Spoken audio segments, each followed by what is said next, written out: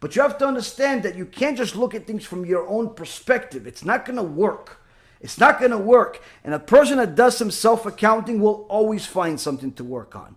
Will always find something to work on. This is why it fascinates me how people have any time to spend on the internet. How do you have time to spend on the internet? There are so many things to do. If you evaluate your relationship with Hashem the right way, that already eliminates all the time that exists in the world. If you actually evaluate it the right way. Now let's say we're not tzaddikim, we're not able to do all that. Okay, so we evaluate it somewhat. Then you evaluate your relationship with your own family, your own circle, your community, your rabbi, your spiritual account. Where do you stand? Already that takes up half the day. If you evaluate your relationship against Am Yisrael, where do you stand? Do you care? Do you not care? Are you contributing? Or are you one of these leeches that only takes? Where you see some people literally, all they want to do is take. They cannot contribute anything to anyone. Why? These are sick people. Sick people. Don't get mad at them. They're sick. Unfortunately, you hope that they do tshuva. You hope that these people wake up one day and realize it's not just the world around you. It's also you have to work on.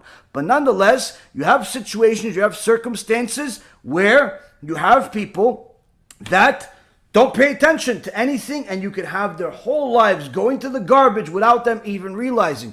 Or better yet, they know it's a problem, but it's too painful for them to fix it, so they simply decide to live with it. This is usually the most common. People are aware of their issues, but they simply are not willing to deal with the pain. They don't want to work on it. They don't want to fix it. They figure, listen, as long as I have the basics that I need, who needs to deal with this pain? This is unfortunately a bad decision that many people make. And again, you don't have to deal with everything at all times. But if you have enough time to waste on the internet, to read the news, to read the comments, to go back and forth with people, to make friends on the internet. How do you have time to make friends on the internet, Ribono Shel Olam? You have a family, you have kids, you have a husband, you have a wife, you have a job, you have stuff to do. How do you have time for all this stuff? Who has time for all of this stuff? If I could ask for anything from HaKadosh Baruch Hu, other than please have mercy on me and allow me to enter Gan Eden one day, the only thing I could ask is literally give me some more time so maybe I have a chance to enter Gan Eden. I mean, I don't understand how people have all this time. They make friends and they go to bars and they go have a drink. Oh, and what did you do this weekend? How do you have time for these conversations? Who has time for this stuff? Rabotai, we didn't come to this world to have coffee and cake. We came to this world to work. And unless you take your life seriously, no one else will.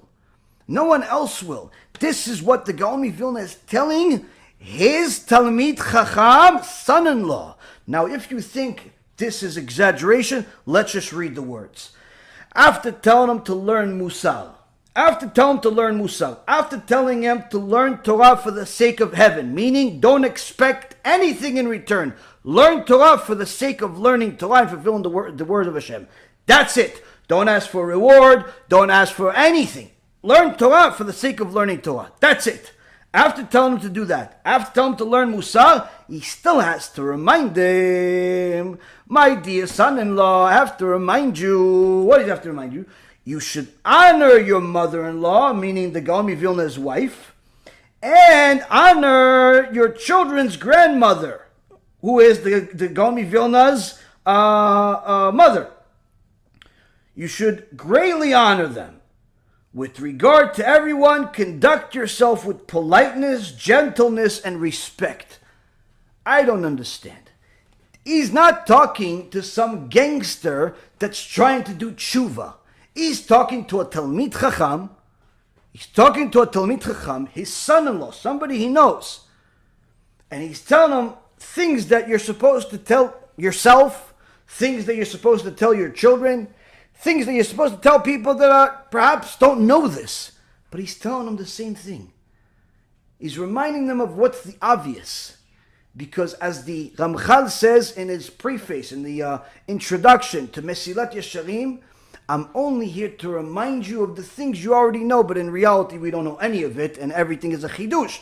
But nonetheless, he says, I'm only here to remind you of all these things. Why remind you? Because the things that we already know, typically, we don't pay attention to them. We don't pay attention to them.